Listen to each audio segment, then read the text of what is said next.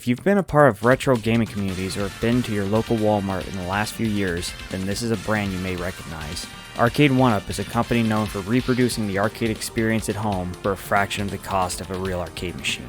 They're as easy to set up as an IKEA bookshelf and don't take up a lot of space. Their selection of games consists of well-known titles such as Pac-Man, Street Fighter, and Mortal Kombat.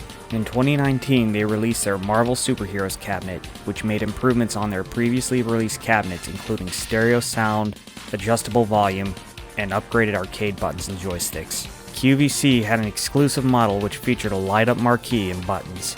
Arcade1Up had all the leftover unsold cabinets available on their site for a limited time earlier this year. The machine had limited warranty, so buying this at $400 was a little bit of a gamble. I got mine as soon as it was made available since I missed out on it the first time around. Was my purchase worth it? Let's find out. The cabinet itself came inside a box that resembled Iron Man's armor. Right in the center of the box, you can see an icon that looks like Iron Man's mask, surrounded by the 6 Infinity Stones. While this was a nice touch, what really mattered was inside the box itself. I was a little concerned that the cabinet would come with major defects, but I'm happy to confirm that the cabinet turned out to be in excellent condition. There were no significant defects anywhere in sight. It was advertised that it came with Sanwa parts. If you aren't familiar with Sanwa, they're known for producing arcade buttons and joysticks that are widely used in many arcade machines throughout Japan. I tend to prefer Sanwa parts because of their responsiveness and feel. The buttons in this machine not only look nice, but play great as well. Some owners may not like the square restrictor gates on the joysticks, but they can easily be changed if they choose to do so. Lastly, let's talk about the appearance of the cabinet. The art on the deck and bezel is taken straight from the comics, and the side panels have all the main villains of the game, including the Mad Titan himself, Thanos.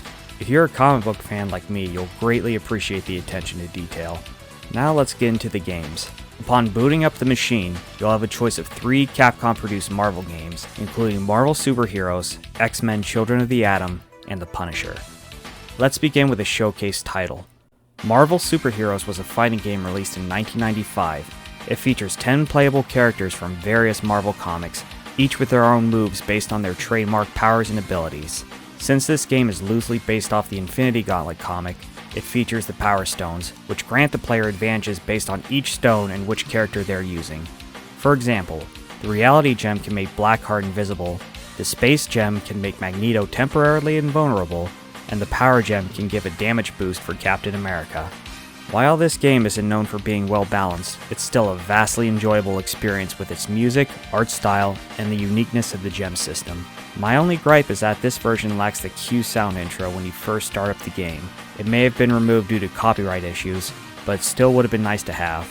Overall, Marvel Superheroes still holds up as one of the best Marvel games out there and is well worth your time.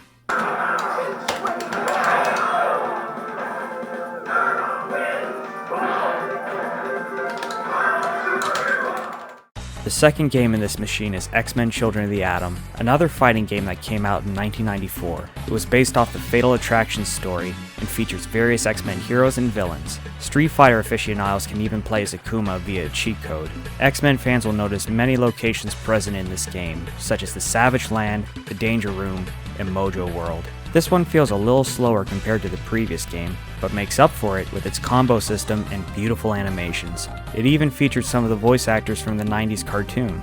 With Marvel doing more things with the X-Men these days, it's good to see our favorite mutants in the public eye once again.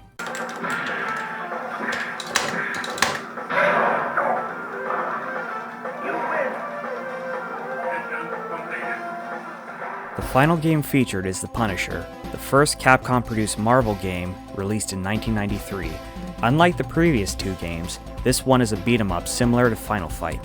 Since The Punisher is my all-time favorite comic book character, this gave me even more incentive to buy the cabinet. Players can take control of the titular character, or S.H.I.E.L.D. agent Nick Fury, as they blast through 6 levels of intense side-scrolling action.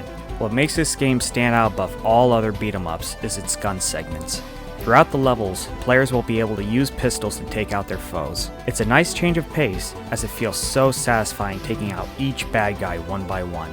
The cutscenes also help the story flow smoothly and keep the players engaged. This game is severely underrated and is guaranteed to scratch that beat-em-up itch. Overall, this machine was well worth the money and will be a great conversation piece for any gamer's home.